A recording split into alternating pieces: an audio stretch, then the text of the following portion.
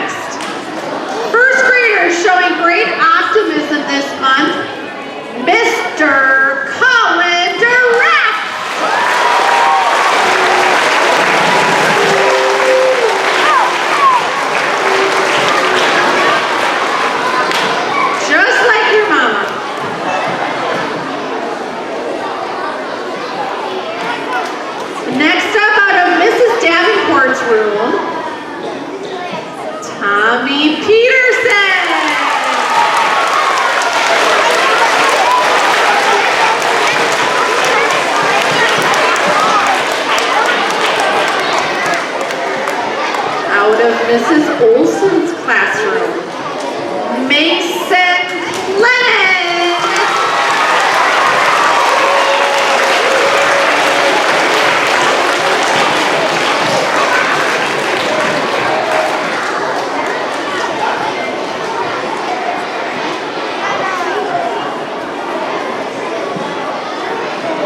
And out of Mrs. Parsons' room, new to our school this year,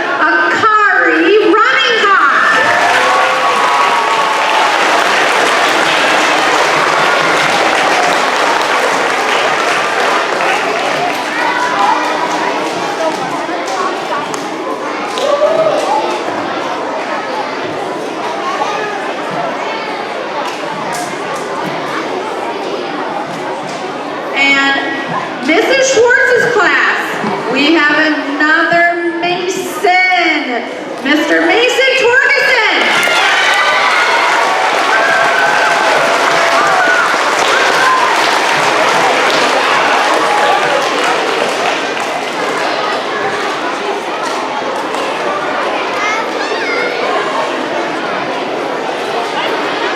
He left me hanging. Okay, and last but not least, Mr. Newman's class, Mr. Trey Check.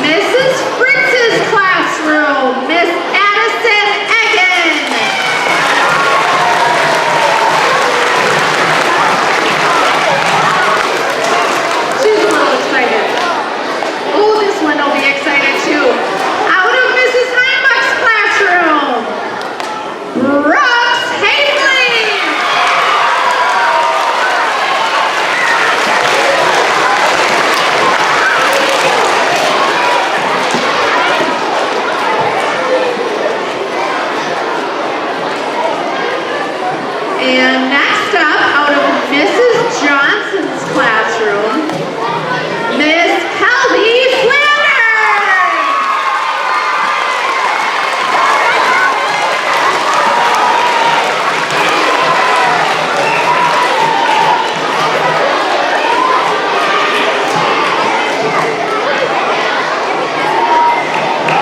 Out of Mrs. Lindbergh's classroom, Mr. Clay Nally.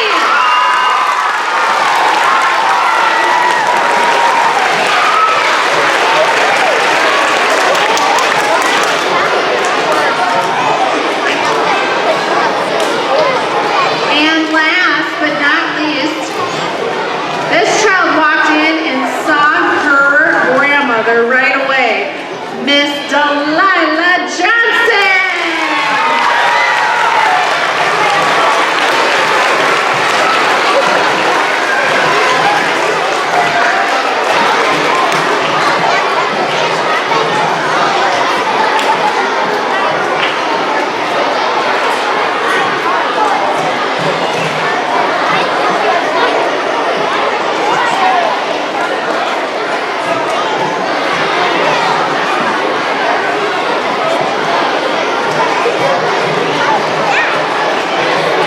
Let's give it up to our second graders.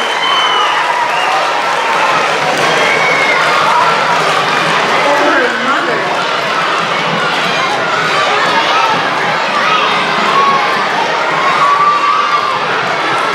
Okay, we're going to move on to our third graders. So boys and girls, give me 5. Just do a quick check in there. We've got it. Our first student of the month for third grade is out of Mrs. DeSalvo's classroom, D+, I hear. And this is Jaden Staves.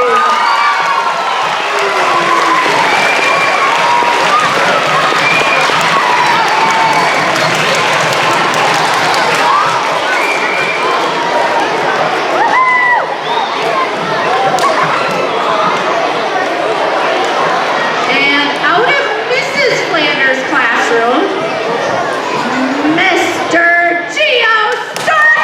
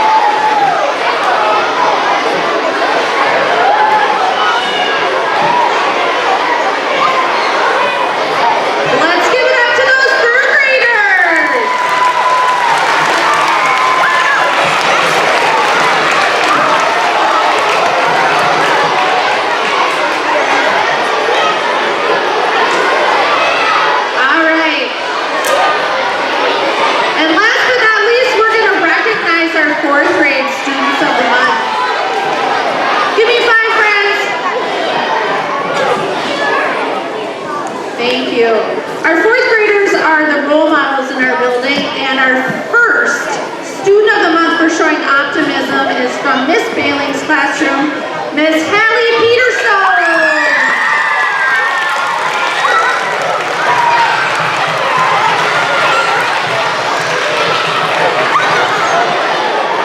Next, Mrs. Gillis's classroom, Miss Kendra Rogan.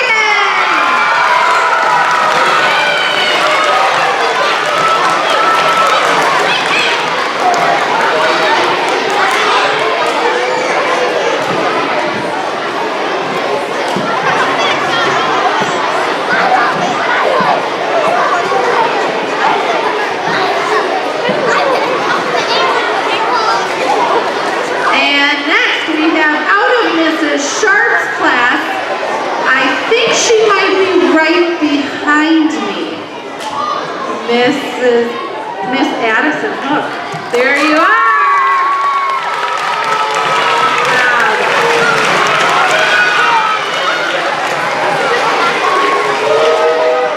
All right, and next up out of Mr. Mulholland's class, Miss Cadence Trudell.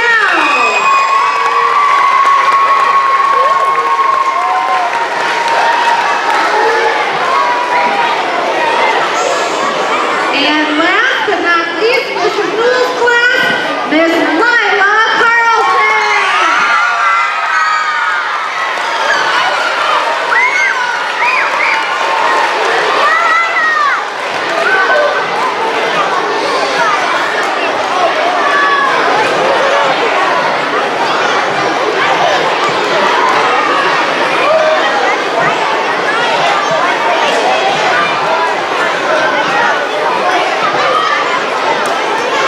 Put your hands together for our fourth grade. Students of the month.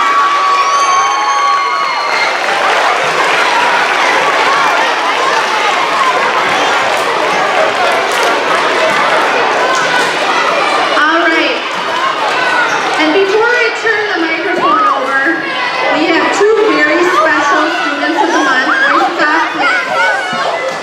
Zero voice. Thanks, guys.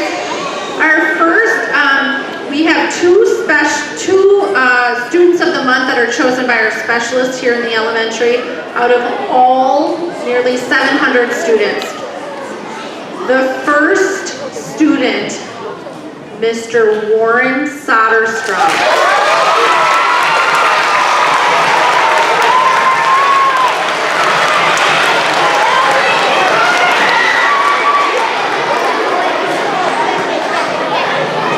And our second one is out of fourth grade, and her name is Haley Breeze.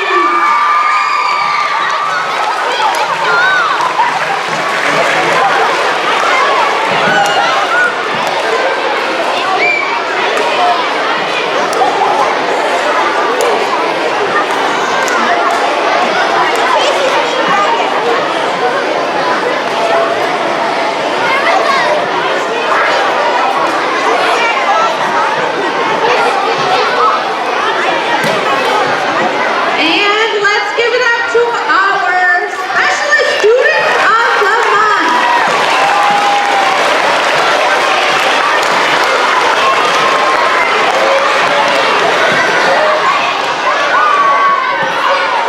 All right, friends, show five. Thank you. Next up, we have our student council who is going to introduce our next trait. So do a body check to make sure that your body is ready to listen.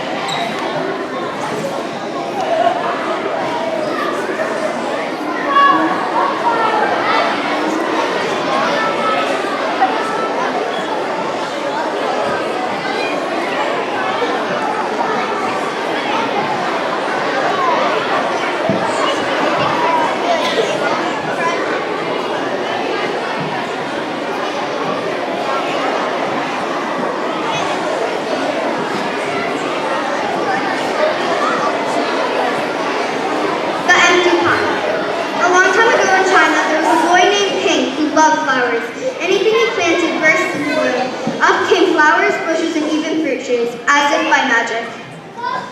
Everyone in the kingdom loved flowers too. They planted them everywhere, and the air smelled like perfume. The emperor loved birds and animals, but flowers most of all, and he tended his own garden every day. But the emperor was very old. He needed to choose a successor to the throne. Who would his successor be, and how would the emperor choose? Because the emperor loved flowers so much, he decided to let the flowers choose. The next day, a proclamation was issued. All the children in the land would come to the palace, and there they would be given special flower seeds by the emperor. Whoever can show me their best in years' time, he said, will succeed me to the throne. This news created great excitement throughout the land. Children from all over the country swarmed to the palace to get their flower seeds.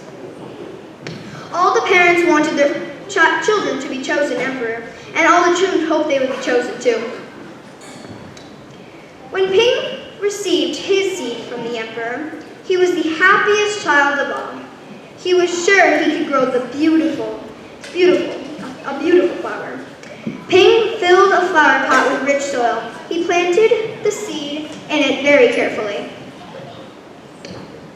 He watered it every day. He couldn't wait to see it sprout, grow, and blossom into a beautiful flower. Day after day passed, but nothing grew in his pot. Ping was very worried. He put new soil into a bigger pot. Then he transferred the seed into the rich black soil. Another 2 months he waited. Still nothing happened. By and by, the whole year passed. Spring came, and all the children put on their best clothes to greet the emperor. They rushed to the palace with their beautiful flowers, eagerly hoping to be chosen.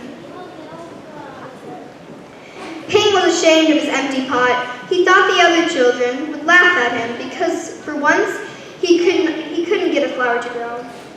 His clever friend ran by, holding a great big plant. "Ping," he said, "you're not really going to the emperor with that empty pot, are you? Couldn't you grow a great big flower like mine?" "I've grown lots of flowers better than yours," Ping said. "It's just that the seed won't grow." Ping's father overheard this and said, "You did your best, and your best is good enough to present to the emperor." Holding the empty pot in his hand, Ping went straight away to the palace. The emperor was looking at the flowers slowly, one by one. How beautiful all the flowers were, but the emperor was frowning and did not say a word. Finally, he came to Ping. Ping hugged his head in shame, expecting to be punished. The emperor asked him, "Why did you bring me an empty pot?" Ping started to cry and replied, "I planted the seed you gave me. I watered it every day, but it still didn't sprout. I put it in better soil. I put it in a pot with better soil, but still it didn't sprout. I tended it all year long, but nothing grew. So today I had to bring you an empty pot without a flower. It was the best I could do."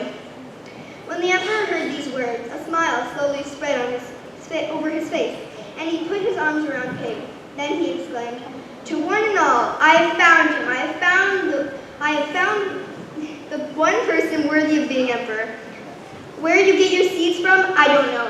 For the seeds I have gave you had all been cooked, so it was impossible for any of them to grow.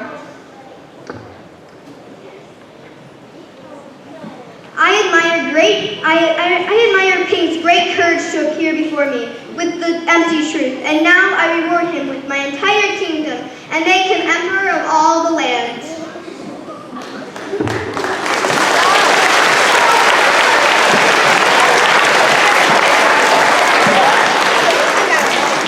As you can see, Ping was the only kid that was truthful and didn't change his seed after it didn't grow. He showed honesty, our next trait for the month of April. Now let's give a round of applause to Mrs. Fritchie and Mr. Linsbrown for making this skit happen.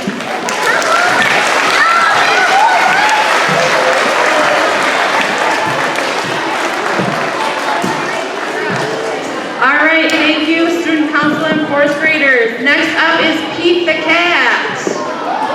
Pete the panther, sorry. Thank you for correcting me, kindergartners.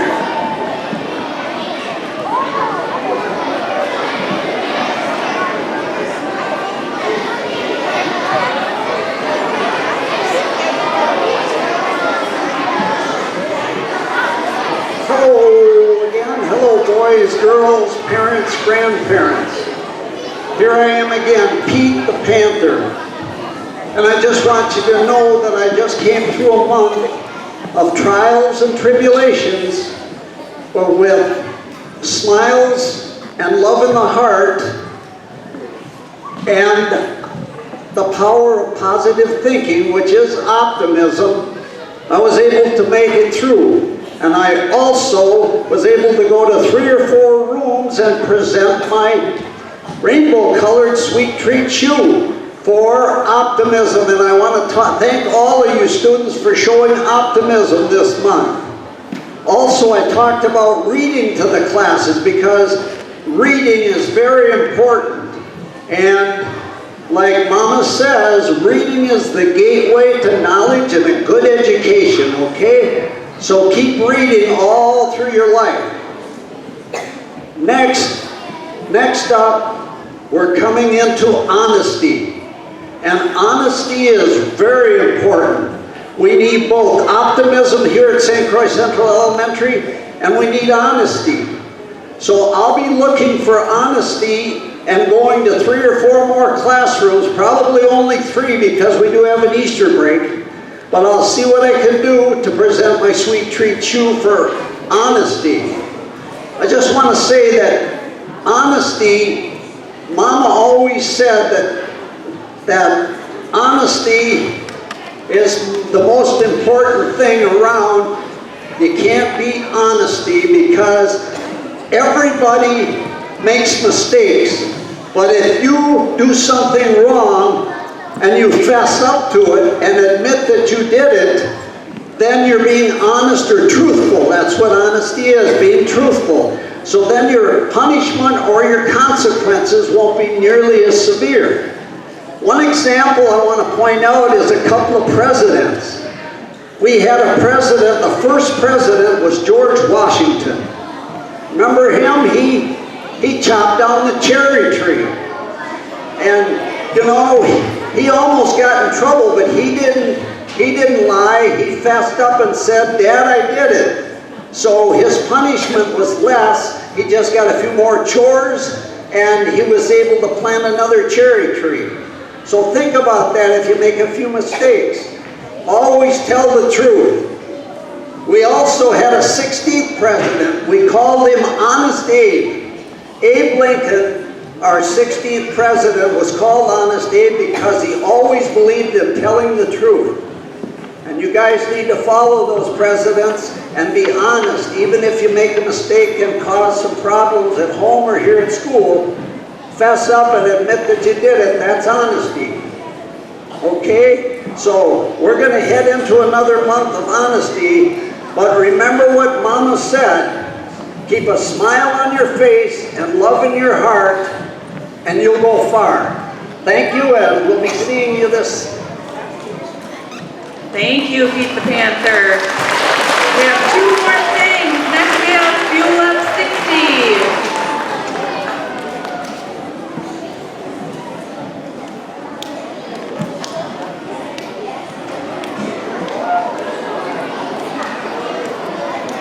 We are excited to announce that we have received some new cool recess equipment from the field to play 60 grand.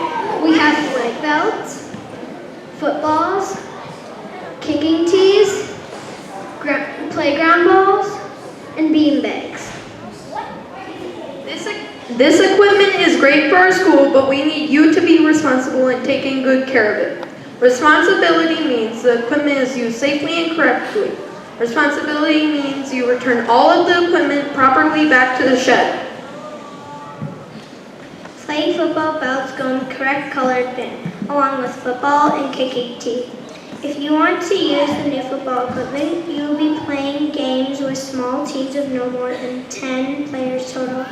This will give more chances to be active during the game. Belts for playing today go in the green bin. Please take only the belt from this bin when playing your game. This way others can use the extra belts from the bin. Beanbags should be returned to the correct crate once you are finished playing with them. To wear a belt, you buckle it like a seatbelt.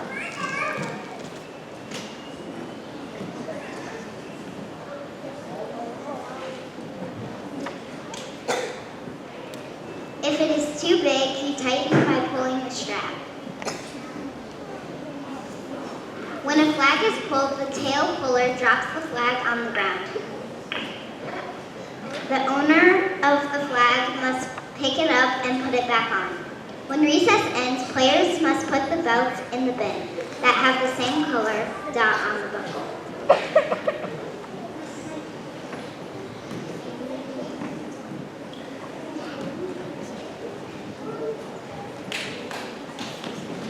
Red dot, red bin. Blue dot, blue bin. Green dot, green bin. Misuse, carelessness, or safety concerns with equipment means you lose the chance to use it the following recess.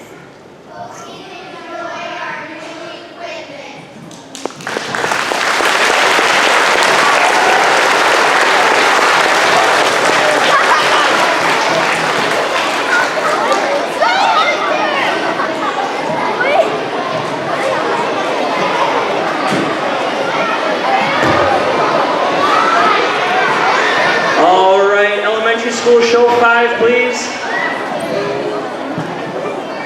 That was pretty good. That wasn't bad. All right. Okay, we are going to end with a little video. Starting on Monday, all 3rd and 4th graders will be taking the Wisconsin Board exam. So we have a video for them and for all of you to watch to help kick off our testing season. Hit it.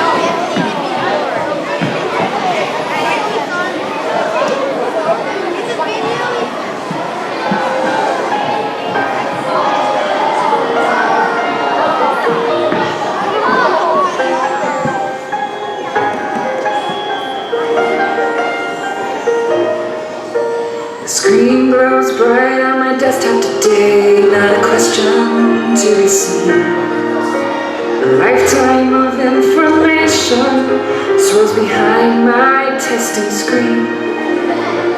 I've learned so much this year, it's like a swirling storm inside. I can't keep it in, now it's time to shine. I've had breakfast, I'm gonna dig deep and do my very best. Let me still breathe deep, cause now I know. Yes, now I know. Let it go, let it go. I will let my knowledge show. Let it go, let it go. I will show how much I've grown.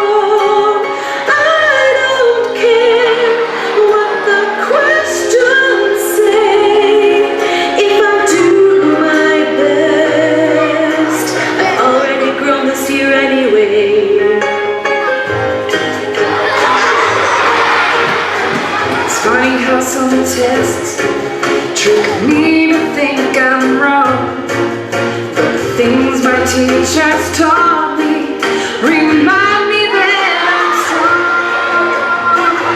It's time to see what I can do to test my limits and break through. No right, no wrong, nothing for me.